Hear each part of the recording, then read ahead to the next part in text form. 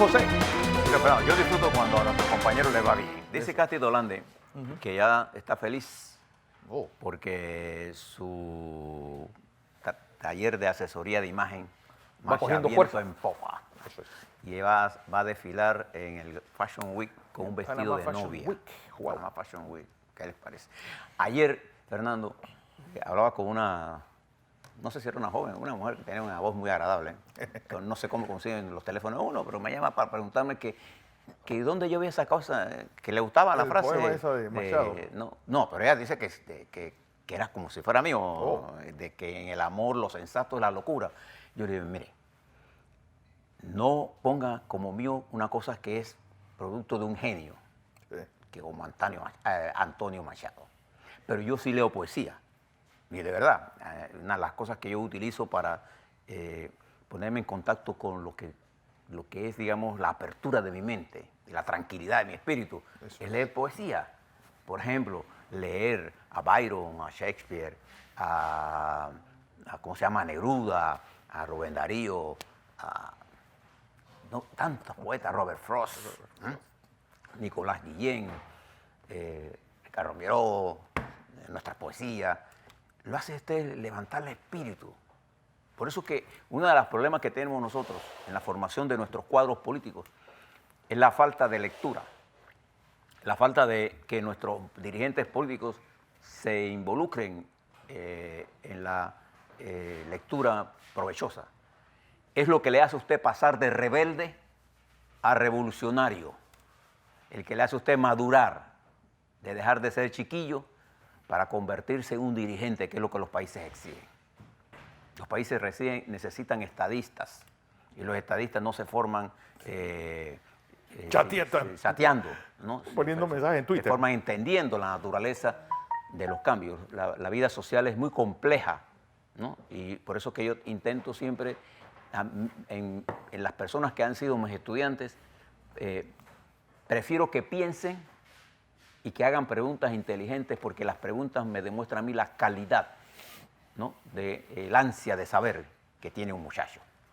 Eso no se resuelve si no es ampliando su horizonte. Usted, por ejemplo, ve a Fernando aquí hablando de la historia con esa facilidad. Tenga la plena seguridad que ese es el producto de sus lecturas, de su formación intelectual.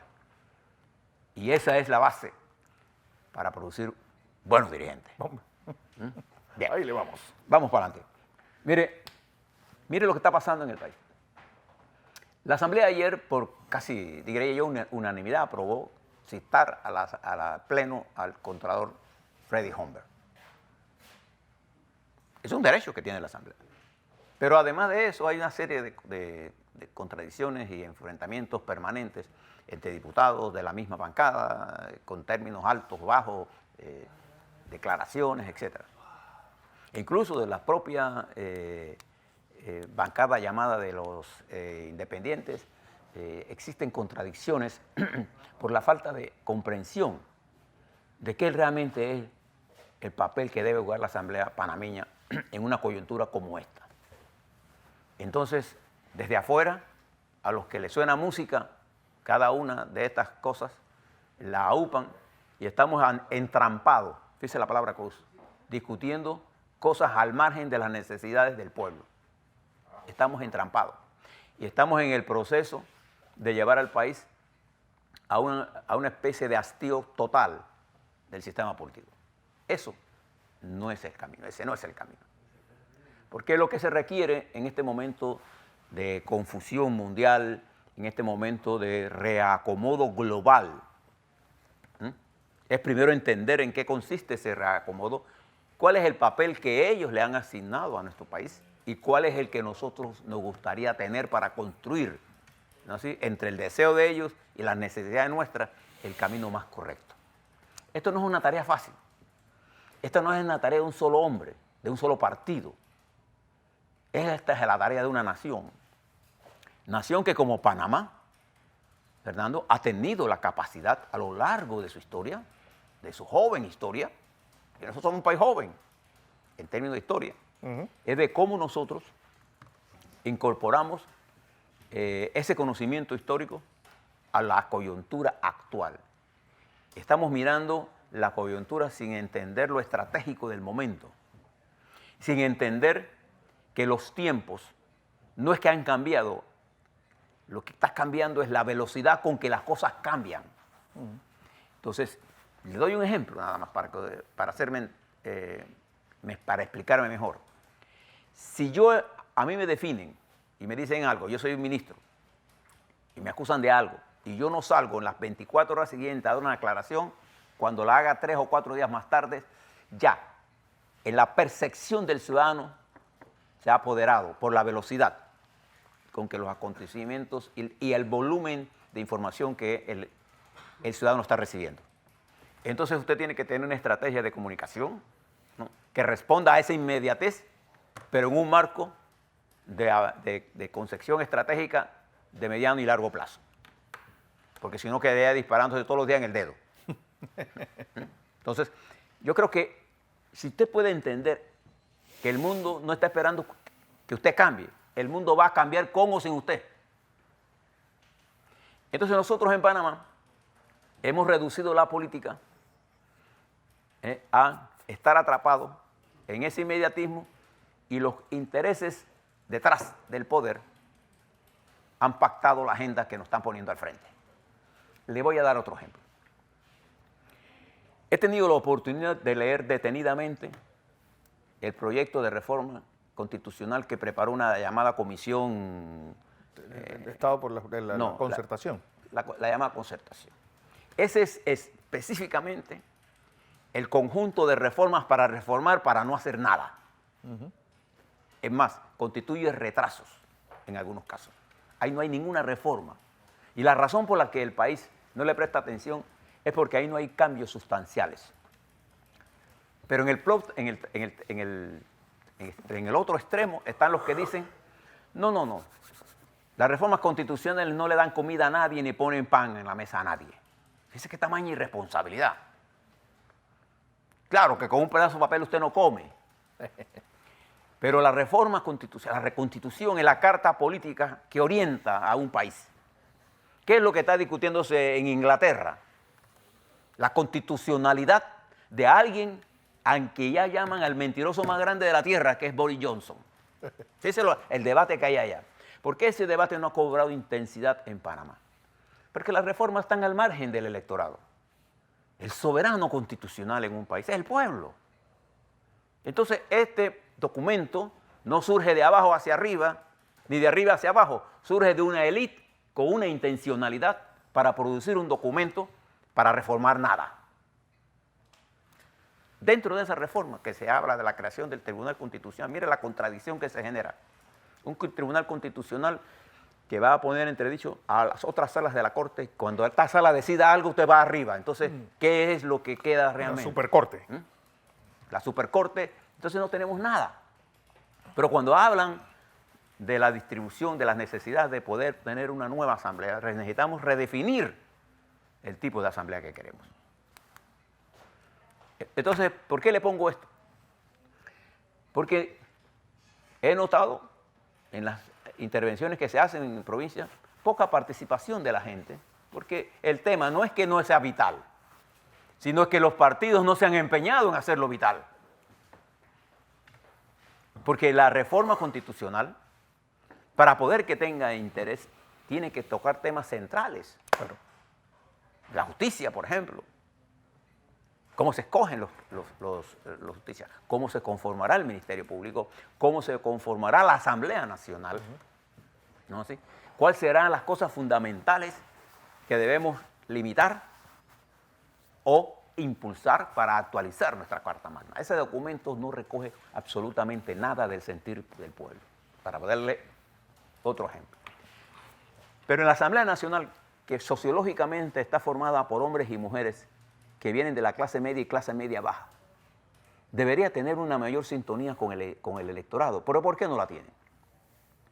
Porque la formación política... Sí, es lo que te iba a decir, porque clase media baja, política e intelectualmente.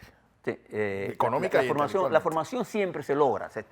No hay momento en el que usted no pueda aprender. Usted puede tener 10 años, 15 años, 20 años, 30 años, 40, 100. Si usted quiere aprender, aprende. Yo soy un ejemplo de ello.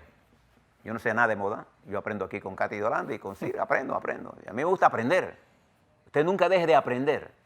Entonces, ¿qué es lo que sucede? ¿Cuántos seminarios de formación política le han dado a estos muchachos nuevos? ¿No así? Nuevos en términos de la nueva situación que hay. Nada. Porque ellos salieron y son diputados porque se ganaron sus votos.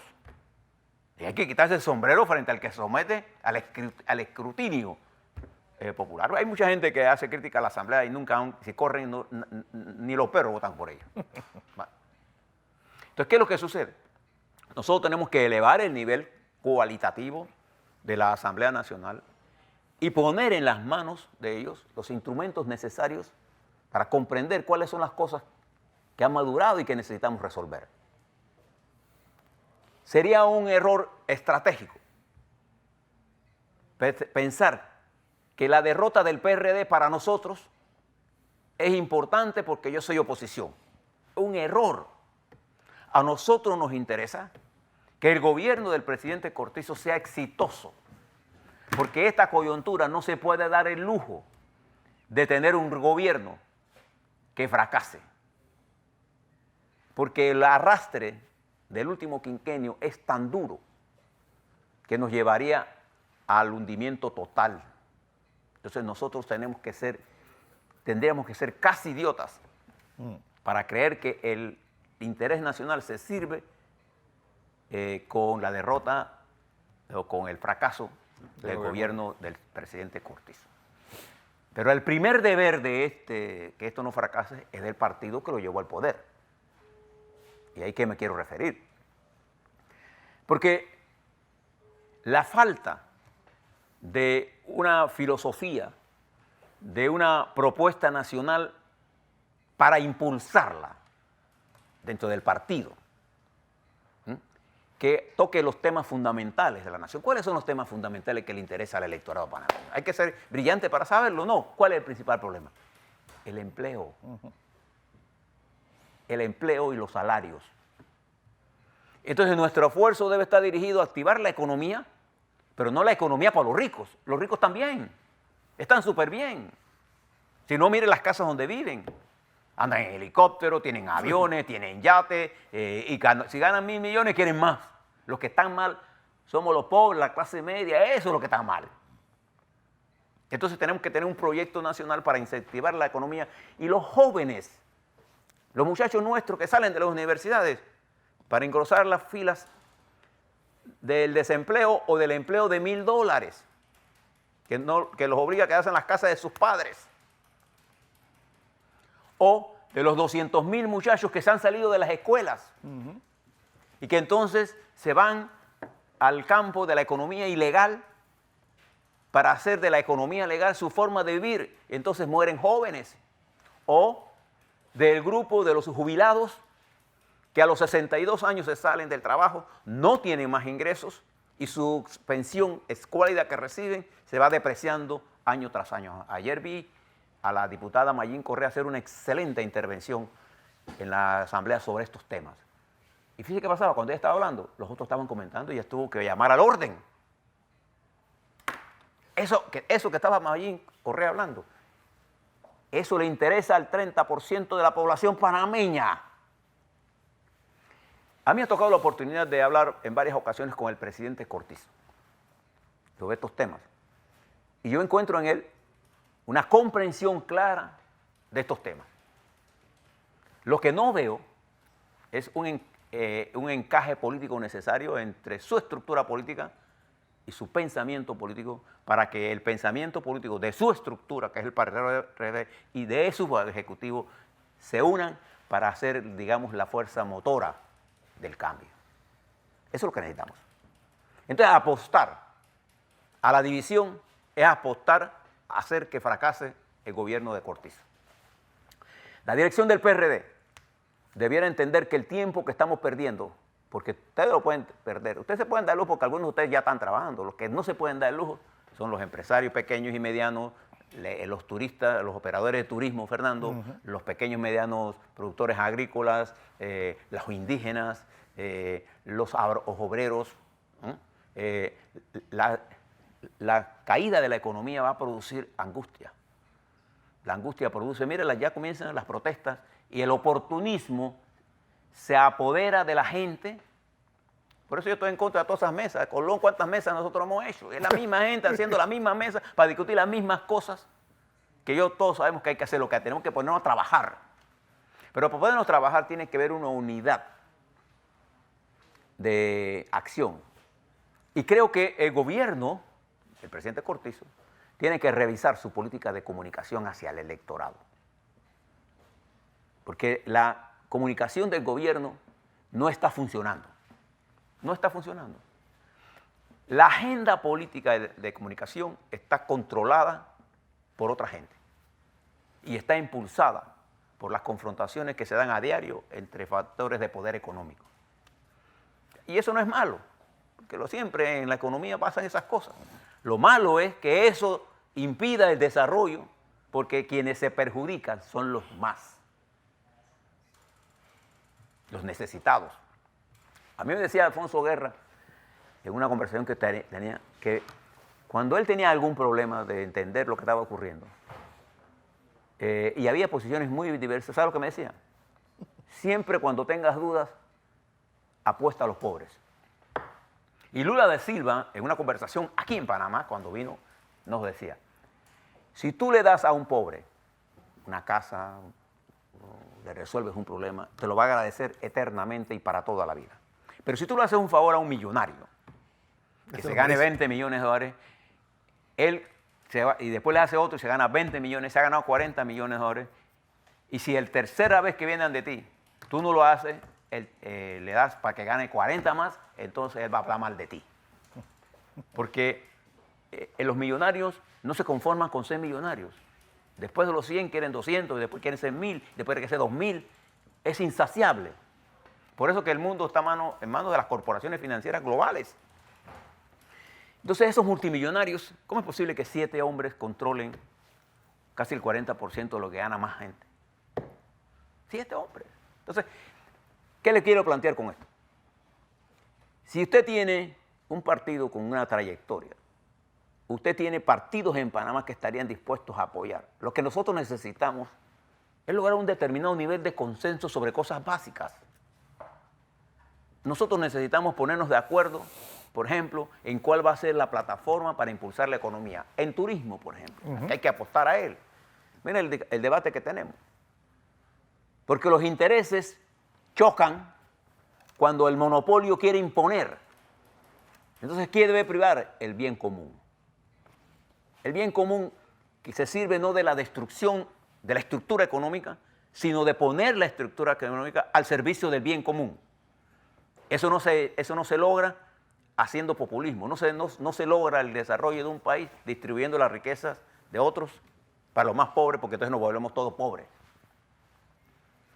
¿Y qué es lo que nosotros necesitamos hacer? Nosotros tenemos que concentrarnos en estos meses en la reactivación de la economía.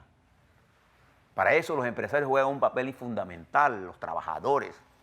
Pero es la Asamblea Nacional la que es la base importante para que se pasen las legislaciones que impulsen este proceso de resolver A, el desarrollo del turismo, B, poner al día la plataforma de servicios de la República de Panamá, que se encuentra atrasada desde el punto de vista del desarrollo tecnológico del mundo. Nosotros tenemos que hacer grandes esfuerzos por mejorar la calidad de nuestra educación universitaria y reenfocar nuestro esfuerzo a producir más ingenieros, más doctores, más biólogos, más matemáticos, más programadores, más científicos. Nosotros tenemos que impulsar cambios en la seguridad social que les permita a la gente jubilada tener la atención médica necesaria. Nosotros necesitamos incorporar a los jóvenes al empleo. Pero esto no se va a resolver en medio de este conflicto en la que da pereza, por decirlo menos, escuchar las peleas de trifulca que no producen absolutamente nada más que lo que se señalaba ayer en el artículo que yo les leí del Panamá América, que viene de la unidad de inteligencia del periódico New York Times con respecto a lo que está pasando en Alemania.